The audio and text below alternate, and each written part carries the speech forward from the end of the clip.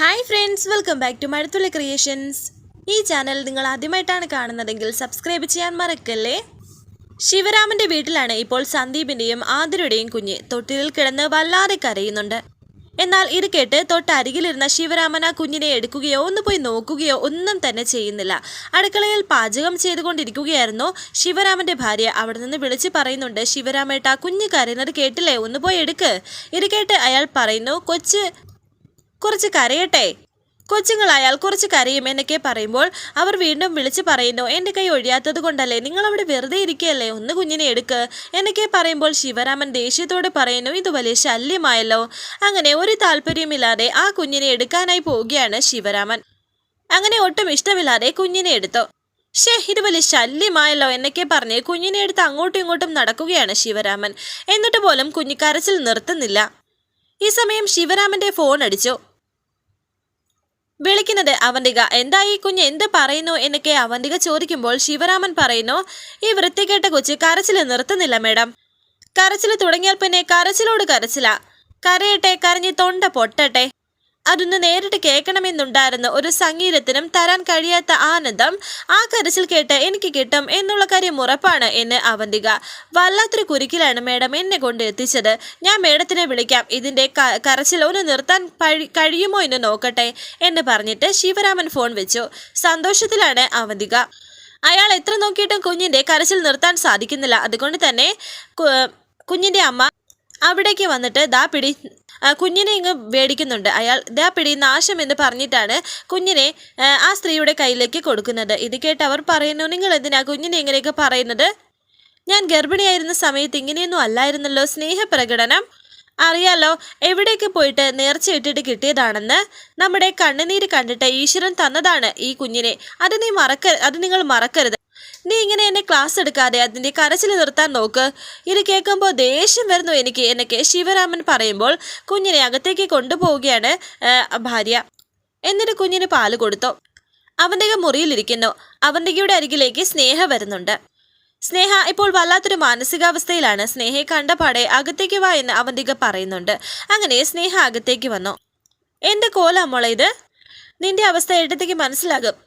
എന്ന് വെച്ച് നീ ഇത്രയ്ക്ക് തളർന്നു പോകേണ്ട കാര്യമുണ്ടോ എന്നൊക്കെ അവന്തിക പറയുമ്പോൾ സ്നേഹ പറയുന്നു, എനിക്ക് അറിയില്ല ഏട്ടത്തി, എന്താണ് എനിക്ക് പറ്റിയതെന്ന് അറിയില്ല. ഏട്ടത്തിക്ക് എന്നെ ഏതെങ്കിലും രീതിയിലൊന്ന് സഹായിക്കാൻ പറ്റുമോ? അവന്തിക പറയുന്നു, ഏട്ടത്തിയുണ്ട് നിന്റെ കൂടെ. നിന്നെ ഇങ്ങനെ കാണുന്നത് ഏട്ടത്തിക്ക് സഹിക്കാൻ കഴിയുന്ന കാര്യമല്ല. ഇതിനെല്ലാം കാരണക്കാരിയ അർച്ചനയാണ്. അവളിപ്പോൾ സന്തോഷിക്കുന്നുണ്ടാകും. നിനക്കൊരു കാര്യം അറിയോ, അർച്ചനയും ആതിരയും ഇവിടെ ഉള്ളിടത്തോളം കാലം നിന്റെ വിവാഹം ഒരിക്കലും നടക്കാൻ പോകുന്നില്ല. അനഘയെ ഇഷ്ടമില്ലാത്ത കാലത്ത് അനഘയുടെ വിവാഹം അവൾ മുടക്കി. ഇപ്പോൾ നിന്നെ ഇഷ്ടമില്ലാത്തതുകൊണ്ട് നിന്റെയും. ഈ കുടുംബത്തിലേക്ക് ഇനി പുറത്തുനിന്ന് ആര് വരാൻ അവൾ സമ്മതിക്കില്ല. എല്ലാരെയും മണിയടിച്ച് വെച്ചിട്ടുണ്ട് അവള്. ബാക്കിയുള്ളവരൊക്കെ പാവമായതുകൊണ്ട് അവൾ പറയുന്നതെല്ലാം വിശ്വസിക്കും. എന്നെ അതിന് കിട്ടില്ല, മോളെയും അതിന് കിട്ടരുത്. സ്നേഹം നടിച്ചും ചിരിച്ചു കാണിച്ചും കഴുത്ത് അറുക്കുന്നവളാണ് അർച്ചന. നീ അതറിയാൻ വൈകിപ്പോയി എന്നേ ഉള്ളൂ. ഇനിയെങ്കിലും ഈ പാഠങ്ങൾ ഉൾക്കൊണ്ട് വേണം നീ ജീവിക്കാൻ. എനിക്ക് മനസ്സിലാകുന്നുണ്ട് ഏട്ടത്തിയെല്ലാം. എനിക്ക് ഏട്ടത്തി ഒരു സഹായം ചെയ്യുമോ എന്നെ സ്നേഹ? മോൾക്ക് എന്ത് സഹായം വേണമെങ്കിലും ഏട്ടത്തി ചെയ്യും, മോള് പറ എന്ന് അവന്തിക ചോദിക്കുന്നു. എനിക്ക് ധനുഷിനെ ഒന്ന് കാണണമെന്ന് സ്നേഹ പറയുന്നു. അവനോട് കുറച്ചു നേരം സംസാരിക്കണം. അവനും എന്നെ കാണണമെന്ന് ആഗ്രഹമുണ്ട്. അവൻ്റെ ഒരു ഫ്രണ്ട് വഴി അറിഞ്ഞതാണ് ഞാനിത്. അവന് പറയാനുള്ളതെല്ലാം എനിക്ക് കേൾക്കണമെന്ന് സ്നേഹ പറയുമ്പോൾ അവന്തിക പറയുന്നുണ്ട്. അവന്തിക വിചാരിക്കുന്നു, ഞാൻ അറിയാതെ അവൻ അകത്ത് കിടന്ന് ഓരോന്ന് ഒപ്പിക്കുകയാണ് അല്ലേ. സ്നേഹ വീണ്ടും പറയുന്നു, ഏടത്തേക്ക് എന്നെ ഒന്ന് സഹായിക്കാമോ? മോളെ, അത് ഏടത്തി പറഞ്ഞാൽ നീ കേൾക്കണം. ഈ അവസ്ഥയിൽ നീ അവനെ കാണാൻ പോകാതിരിക്കുന്നതാ നല്ലത്. അത് നിന്നെ വീണ്ടും തകർക്കത്തേ ഉള്ളൂ. അതുകൊണ്ട് അത്രയും സാഹചര്യങ്ങൾ ഒഴിവാക്കുന്നതാ നല്ലത്. ഞാനൊരു കാര്യം ചോദിക്കട്ടെ, നിനക്ക് അവനെ അത്രയ്ക്ക് ഇഷ്ടമാണോ എന്ന് ചോദിക്കുന്നുണ്ട് അവന്തിക. നീ ഇപ്പോഴും അവനെ സ്നേഹിക്കുന്നുണ്ടോ എന്നും ചോദിക്കുന്നു. ഇത് കേട്ട് സ്നേഹ പറയുന്നു, എനിക്ക് ഒരിക്കലും അവനെ മറക്കാൻ കഴിയില്ല ഏട്ടത്തി. ഞാൻ അത്രയധികം അവനെ സ്നേഹിച്ചു പോയി. എൻ്റേതെന്ന് കരുതി ഞാൻ സ്നേഹിച്ചതല്ല, വിശ്വസിച്ചതല്ലേ. എങ്ങനെയാണ് എനിക്ക് മറക്കാൻ കഴിയുന്നത്? അവനോടൊപ്പമുള്ള നല്ലൊരു ജീവിതം അത് സ്വപ്നം കണ്ടല്ലേ ഞാൻ ജീവിച്ചത്. എങ്ങനെയുള്ളവനായാലും അവനെ ഞാൻ മനസ്സിൽ കൊണ്ട് നടന്നതല്ലേ എന്നൊക്കെ കരഞ്ഞുകൊണ്ട് സ്നേഹ പറയുന്നു. ഇത്രയ്ക്ക് മറക്കാൻ ശ്രമിച്ചിട്ടും മനസ്സിൽ നിന്ന് മായുന്നില്ല അവനും അവൻ്റെ ഓർമ്മകളും. ഒന്ന് ഉറങ്ങാൻ കഴിയുന്നില്ല. കണ്ണടച്ചാൽ അവൻ്റെ മുഖമാണ് മുന്നിൽ. എനിക്ക് ഉറപ്പാണ്, ഇങ്ങനെ പോയാൽ എനിക്ക് ഭ്രാന്ത് പിടിക്കും. മരിക്കാൻ പേടിയായോണ്ടാ, അല്ലായിരുന്നെങ്കിൽ ഞാൻ എന്തെങ്കിലും ചെയ്ത് ഈ ജീവിതം അവസാനിപ്പിച്ചേനെ. എനിക്ക് സ്നേഹം പറയുമ്പോൾ, കരഞ്ഞുകൊണ്ട് സ്നേഹം പറയുമ്പോൾ അവന്തിക പറയുന്നു, എനിക്കറിയാം നീ ഏതവസ്ഥയിലാണ് ഉള്ളതെന്ന്. അത്രമേൽ ഇഷ്ടപ്പെട്ട ഒരാൾ കൺമുന്നിൽ നഷ്ടപ്പെട്ടു എന്ന് വരുമ്പോൾ ഹൃദയം നുറുങ്ങിപ്പോകും നമ്മുടെ. പെട്ടെന്ന് ആ വിവാഹത്തെപ്പറ്റി ആലോചിക്കുകയാണ് അവന്തിക. ചില സമയത്തെങ്കിലും നിസ്സഹാരായി പോകും നമ്മൾ. അവനെ നമുക്ക് കിട്ടാൻ എന്ത് വഴിയും സ്വീകരിച്ചു എന്നിരിക്കും. അതാണ് ഈ പ്രേമത്തിന്റെ ഒരു കുഴപ്പം. അത് ആദ്യത്തേത് കൂടിയാണെങ്കിൽ വേദന വളരെ കൂടുതലായിരിക്കും. അതാണ് മോൾക്ക് ഇപ്പോൾ ഈ അവസ്ഥ വന്നത്. ഒന്ന് ഉറങ്ങ്, ശാന്തമായിട്ട് ഒന്നിരിക്കാൻ. ഓർമ്മകൾ നമ്മളെ സമ്മതിക്കില്ല. അപ്പോൾ അതുമായി പൊരുത്തപ്പെടാൻ പല വഴികളും നമ്മൾ തിരക്കും. അതിൽ നല്ലത് മോശവും നോക്കാതിരുന്നാൽ മതി. ഇപ്പോൾ നിനക്ക് ആവശ്യം എൻ്റെ സ്വാതന്ത്ര്യ വാക്കുകളല്ല. ഞാൻ എന്ത് പറഞ്ഞാലും നിനക്ക് സമാധാനമാവുകയുമില്ല. പക്ഷേ എടുത്തേക്ക് നിന്നെ അങ്ങനെ കളയാൻ പറ്റത്തില്ലല്ലോ എന്ന് പറഞ്ഞിട്ട് അവൻ്റെ ഷെൽഫ് തുറന്ന് ഒരു സാധനം എടുക്കുന്നു. പ്രേമത്തിന്റെ കാര്യത്തിലല്ലെങ്കിലും ഇത്തരം കാര്യങ്ങളിൽ എടുത്തി അഭയം പ്രാപിക്കുന്നത് ദേ ഇതിനെയാണ് എന്ന് പറഞ്ഞിട്ട് മദ്യമാണ് എടുക്കുന്നത് ഇപ്പോൾ അവന്തിക. എന്നിട്ട് പറയുന്നു, അപ്പോഴേക്ക് മറ്റാർക്കും തരാൻ കഴിയാത്ത ഒരു സമാധാനം ഇതെനിക്ക് തന്നിട്ടുണ്ട്. ഒന്നും ആലോചിക്കാതെ എല്ലാം മറന്നുറങ്ങാൻ നിന്നെ ഇത് സഹായിക്കുമെന്നും അവന്തിക പറയുന്നു. ഏത് ഭ്രാന്ത് മാറ്റുന്ന ഔഷധമാണ് മോളെ ഇത്. നിന്റെ ഈ അവസ്ഥ മറികടക്കാൻ നിന്നെ ഇത് സഹായിക്കും. ഒരിക്കലും നിന്നെ ഞാൻ നിർബന്ധിക്കില്ല. പക്ഷേ നിന്റെ ഈ അവസ്ഥയ്ക്ക് മാറ്റം വരും എന്നുള്ള ഉറപ്പ് എടുത്തി തരാം.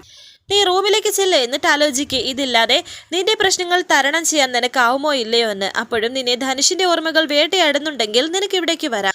അനുവാദത്തിന് കാത്തു നിൽക്കാതെ നിനക്കിതെടുക്കാം. നീ ചെല്ല് എന്ന് അവന്തിക സ്നേഹയോട് പറയുന്നുണ്ട്. അങ്ങനെ ഇപ്പോൾ സ്നേഹയെ വലിയൊരു കുരുക്കിലേക്ക് കൊണ്ടെത്തിക്കാനുള്ള പ്ലാനാണ് അവന്തികയ്ക്ക്. പിന്നീട് കാണിക്കുന്നത് അർച്ചനയും സച്ചിയും കൂടി ഒരു ഷോപ്പിലേക്ക് വന്നിരിക്കുന്നു. കുഞ്ഞുങ്ങളുടെ സാധനങ്ങളൊക്കെ അവിടെ കണ്ടിട്ട് അർച്ചനയ്ക്ക് ഒരുപാട് സന്തോഷമാകുന്നു. കുറേ കളിപ്പാട്ടങ്ങളൊക്കെ കാണുന്നു. ഇതിലിപ്പോൾ ഏതാണ് സച്ചിയേട്ടാ എടുക്കുന്നത് എന്നെ അർച്ചന ചോദിക്കുമ്പോൾ സച്ചി പറയുന്നുണ്ട്, തനിക്കിഷ്ടമുള്ളതൊക്കെ എടുക്കാം. അങ്ങനെ അർച്ചന അതിൽ നിന്നും ഓരോ കളിപ്പാട്ടങ്ങളായി എടുക്കുന്നു. കൊള്ളാല്ലേ സച്ചിയേട്ടാ എന്നൊക്കെ ഇങ്ങനെ ഓരോന്നെടുത്തിട്ട് വളരെ സന്തോഷത്തോടെ തന്നെ പറയുന്നുണ്ട്. എല്ലാത്തിനും 2 വീതം എടുക്കുകയാണ്. അതെന്തിനാ ഒരുപോലത്തെ 2 എന്ന് സച്ചി ചോദിക്കുമ്പോൾ അർച്ചന പറയുന്നു, ഇത് നമ്മുടെ മോൾക്കും ഇത് ശിവരാമേട്ടൻ്റെ മോൾക്കും. 2 പേരും ഒരേ ദിവസമല്ലേ ജനിച്ചത്. ഇതുപോലെയുള്ള കളിപ്പാട്ടങ്ങൾ വാങ്ങിക്കാൻ ശിവരാമേട്ടൻ്റെ കയ്യിൽ പൈസ കാണില്ല. നമ്മുടെ മോൾ ഇത് വെച്ച് കളിക്കുന്നത് കാണുമ്പോൾ അദ്ദേഹത്തിന് വിഷമം തോന്നില്ലേ? അതുകൊണ്ട് ആ മോൾക്കും ഇതിൽ നിന്ന് എന്തെങ്കിലുമൊക്കെ വാങ്ങിച്ചുകൊണ്ട് പോകാം. ആയിക്കോട്ടെ, അതുകൊണ്ട് ഇനിയെല്ലാം 2 എടുത്തോ എന്ന് സച്ചിയും പറയുന്നു. അങ്ങനെ ഇപ്പോൾ അർച്ചന കുറേ സാധനങ്ങൾ എടുത്തു. എല്ലാത്തിൽ നിന്നും 2 വീതം എടുത്തിരിക്കുന്നു. കൈ നിറച്ച് കളിപ്പാട്ടങ്ങളുമായി വളരെ സന്തോഷത്തോടെ കാറിന്റെ അരികിലേക്ക് പോവുകയാണ് അർച്ചന. ഇത് കണ്ട് സങ്കടത്തോടെ സച്ചി നിൽക്കുന്നു. കാറിന്റെ അരികിലേക്ക് പോയ അർച്ചന, സച്ചിയേട്ടാ വാ തുറക്ക് എന്ന് പറഞ്ഞ് വിളിക്കുന്നുണ്ട്. അങ്ങനെ സച്ചി അവിടേക്ക് വന്ന് കാറ് തുറന്നു കൊടുക്കുന്നു. ഇതേ സമയം ആതിര കുഞ്ഞുമായി താഴേക്ക് ഇറങ്ങി വരുന്നു. സേതുമാധവൻ ന്യൂസ് പേപ്പർ വായിച്ച് സോഫയിലിരിക്കുന്നു. കുഞ്ഞ് അവിടെ വന്നിട്ട് ഇങ്ങനെ കരയുകയാണ്. എന്തിനാ മോളെ നീ കുഞ്ഞിനെയും കൊണ്ട് താഴേക്ക് ഇറങ്ങി വന്നത്? നിനക്ക് എന്താവശ്യം ഉണ്ടെങ്കിലും പറഞ്ഞാൽ പോരെ എന്നൊക്കെ സേതു. മുറിയിലിരുന്നിട്ട് ബോറടിക്കുകയാണ് അച്ഛാ എന്ന് ആതിര. കുഞ്ഞിനെയും നിന്നെ നോക്കാൻ ജോലിക്ക് ആരെങ്കിലും ഏർപ്പാടാക്കട്ടെ എന്ന് സേതു പറയുമ്പോൾ ആതിര പറയുന്നു, എന്നെയും കുഞ്ഞിനെയും ആച്ചി ചേച്ചി നന്നായിട്ട് നോക്കുന്നുണ്ട്, അതുകൊണ്ട് വേറെ ആരെയും വിളിക്കേണ്ട എന്ന് ആതിര പറയുമ്പോൾ സേതുമാധവൻ പറയുന്നുണ്ട്, സച്ചിക്കും അർച്ചനയ്ക്കും ഒരു കുഞ്ഞുണ്ടാകാൻ താമസമായതുകൊണ്ട് കുഞ്ഞിനോട് വളരെ ഇഷ്ടമായിരിക്കും. ആ ഇഷ്ടം കൊണ്ടാണ് നിങ്ങളുടെ കാര്യത്തിൽ ഒരു കുറവും വരാതെ നോക്കുന്നത്. ആവണിമോൾ അവിടേക്ക് വന്നു. ആവണിമോളും കമലയും ആശുവൊക്കെ വന്നിട്ടുണ്ട്. ഹായ് കുഞ്ഞുമാവ എന്ന് പറഞ്ഞ് ഓടി കുഞ്ഞിൻ്റെ അരികിലേക്ക് വന്നിരിക്കുകയാണ് ആവണി. പിന്നെ കമല കുഞ്ഞിനെ എടുത്തു. ആവണിമോൾക്ക് ഒരേ നിർബന്ധം കുഞ്ഞിനെ കാണണമെന്ന്, അതുകൊണ്ട് അവളെയും കൂട്ടി വന്നതാണെന്ന് മാഷ്. ഈ പറഞ്ഞത് ചുമ്മാതെയാ സേതുവേട്ട. ആവണിമോൾ ഒരു വട്ടം പറഞ്ഞു. പിന്നെ മാഷിനായിരുന്നു നിർബന്ധം. പിന്നെ ഇങ്ങോട്ട് വരാനും കുഞ്ഞിനെ കാണാനും ഒരു കാരണം നോക്കിയിരിക്കുകയാണ് മാഷ് എന്ന് കമല. ഇങ്ങോട്ട് വരാൻ കാരണങ്ങളൊക്കെ എന്തിനാ, എപ്പോൾ വേണമെങ്കിലും വന്നൂടെ എന്ന് സേതുമാധവൻ പറയുന്നുണ്ട്. എന്നെ പോലെ തന്നെ കുഞ്ഞിനെ അവകാശമുള്ളവരാണ് മാഷും കമലയും. ആ അവകാശം ഒരു കാരണവശാലും ഞങ്ങളാരും നിഷേധിക്കില്ല എന്ന് സേതു. അറിയാം എങ്കിലും എന്ന് മാഷ്. അവിടെ നിനക്കല്ല ആതിരാൻ്റിയുടെ കുഞ്ഞിനെ കാണണമെന്ന് പറഞ്ഞത്, ദാ നോക്കിയേ എന്ന് പറഞ്ഞ് കുഞ്ഞിനെ കാണിക്കുകയാണ് കമല. ഹായ് ചക്കരെ, എന്താടാ എൻ്റെ കയ്യിലേക്ക് തന്നേന്ന് ആവണി പറയുമ്പോൾ, അയ്യോ നീ എടുക്കാറായിട്ടില്ല, കുറച്ചും കൂടി വളരട്ടെ എന്നിട്ട് എടുക്കാമെന്ന് കമല പറയുന്നു. ഈ മോള് കുറച്ചുകൂടി വളർന്നാലേ എനിക്ക് എടുക്കാൻ പറ്റില്ല എന്ന് ആവണി.